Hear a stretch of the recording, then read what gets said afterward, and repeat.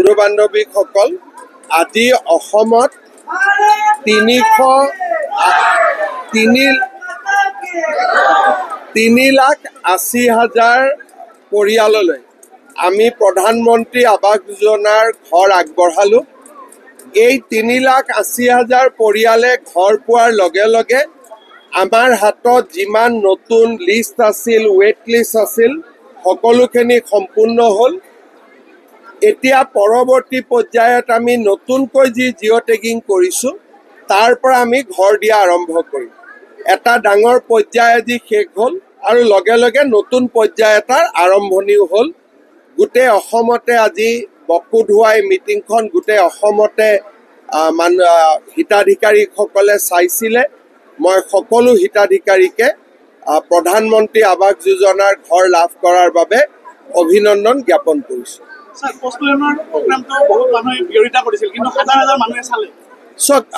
অসমত প্ৰথমবাৰৰ বাবে আমেৰিকা, লণ্ডন, ইউৰোপ, ফ্ৰান্স তাৰ পৰা মানুহে আহি গুৱাহাটীত উপস্থিত হৈছে।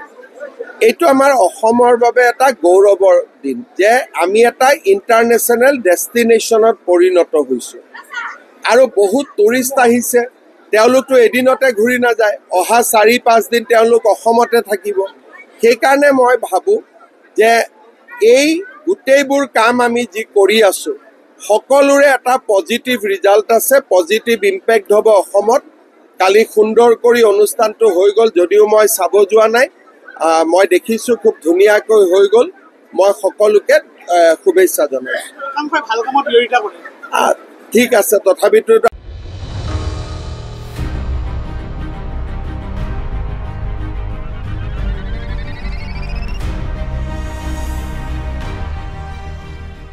বন্ধু বান্ধৱীসকল, আজি অসমত 3,80,000 পৰিয়াললৈ আমি প্ৰধানমন্ত্ৰী আৱাস যোজনাৰ ঘৰ আগবঢ়ালোঁ। এই 3,80,000 পৰিয়ালে ঘৰ পোৱাৰ লগে লগে আমাৰ হাতত যিমান নতুন লিষ্ট আছিল, ৱেইট লিষ্ট আছিল, সকলোখিনি সম্পূৰ্ণ হ'ল। এতিয়া পৰৱৰ্তী পৰ্যায়ত আমি নতুনকৈ যি জিঅ' টেগিং কৰিছোঁ তাৰ পৰা আমি ঘৰ দিয়া আৰম্ভ কৰিম। এটা ডাঙৰ পৰ্যায় আজি শেষ হ'ল আৰু লগে লগে নতুন পৰ্যায় এটাৰ আৰম্ভণিও হ'ল।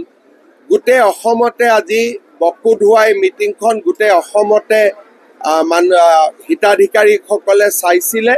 মই সকলো হিতাধিকাৰীকে প্ৰধানমন্ত্ৰী আৱাস যোজনাৰ ঘৰ লাভ কৰাৰ বাবে অভিনন্দন জ্ঞাপন কৰিছোঁ।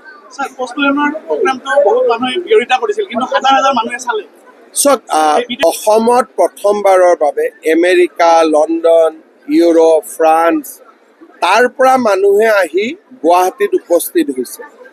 এইটো আমাৰ অসমৰ বাবে এটা গৌৰৱৰ দিন যে আমি এটা ইণ্টাৰনেশ্যনেল ডেষ্টিনেশ্যনত পৰিণত হৈছোঁ। আৰু বহুত টুৰিষ্ট আহিছে, তেওঁলোকতো এদিনতে ঘূৰি নাযায়, অহা 4-5 দিন তেওঁলোক অসমতে থাকিব। সেইকাৰণে মই ভাবোঁ যে এই গোটেইবোৰ কাম আমি যি কৰি আছোঁ সকলোৰে এটা পজিটিভ ৰিজাল্ট আছে, পজিটিভ ইম্পেক্ট হ'ব অসমত। কালি সুন্দৰ কৰি অনুষ্ঠানটো হৈ গ'ল, যদিও মই চাব যোৱা নাই, মই দেখিছোঁ খুব ধুনীয়াকৈ হৈ গ'ল। মই সকলোকে শুভেচ্ছা জনাইছোঁ। ঠিক আছে, তথাপিতো